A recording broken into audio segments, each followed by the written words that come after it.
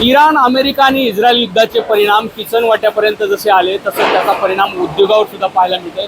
जालन्यातला प्रसिद्ध असलेला स्टील उद्योगामध्ये सुद्धा जवळपास या स्टीलच्या दरामध्ये 5,000 रुपयांची वाढ झाल्याची माहिती मिळते। खरं तर ही वाढ 10 दिवसातली आहे, त्यामुळे अत्यंत कमी वेळामध्ये एवढ्या मोठ्या प्रमाणात वाढ झाली। आपल्याबरोबर स्टील उद्योजक द्वारकादास सोनी आहेत।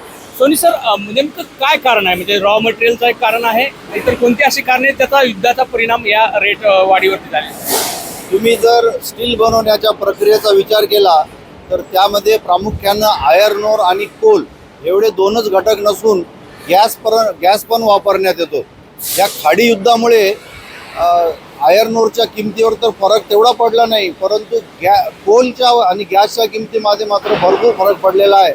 आणि त्याचा परिणाम आज झाला की हे दोन घटक महागल्यामुळे आणि त्याच्या उपलब्धतेबद्दलची साशंकता निर्माण झाली, त्यामुळे मार्केटने एक अशी रिॲक्शन दिली आणि त्यामध्ये 5,000 रुपयांनी हे दर वाढलेले आहेत।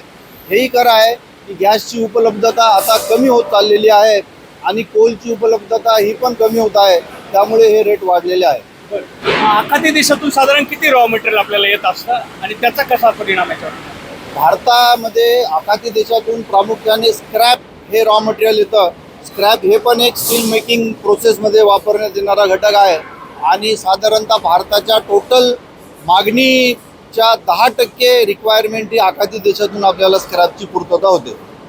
जे गॅससाठी जी प्रक्रिया आहे, म्हणजे तुम्ही कच्चा मालासाठी लागणारी आहे, तिथे गॅस लागतो, तो आपल्या देशांतर्गत सुद्धा तयार होतो। भारतामध्ये स्वतःचं गॅस उत्पादन आपल्या रिक्वायरमेंटच्या प्रमाणे अत्यंत नगण्य आहे। आपण प्रामुख्याने कतार, बहरीन आणि इतर आखाती देशामधून हे गॅस आयात करत असतो। तर साधारण आता हे कसं राहील? पुढचं दृश्य काय असेल? कारण आता 10 दिवसात 5,000 वाढले म्हटल्यानंतर पुढचं काय चित्र असेल? काय वाटतं तुम्हाला?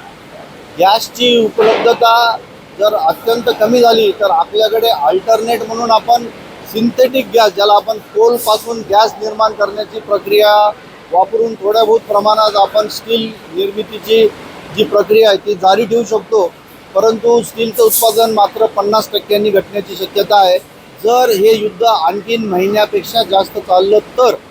दराच्या बाबतीत काय रे? त्यावेळेस दर मात्र प्रचंड वाढतील, हेही खरं, कारण दुसऱ्या प्रक्रियेपासून स्टील बनवण्यामध्ये प्रक्रियेचा जो खर्च आहे तो प्रचंड प्रमाणात वाढेल आणि स्टील मेकिंगच्या कॉस्टवर त्याचा गंभीर परिणाम होईल। एकूणच आपण बघितलं तर गेल्या 10 दिवसामध्ये 5,000 रुपयाची स्टीलमध्ये वाढ झाली आणि अर्थात येणाऱ्या काळामध्ये ही वाढ आणखी वाढण्याची शक्यता देखील उद्योजक वर्तवताना पाहायला मिळत आहे। रवी मुंडे, एबीपी माझा, जालना। एबीपी माझा, उघडा डोळे बघा नीट।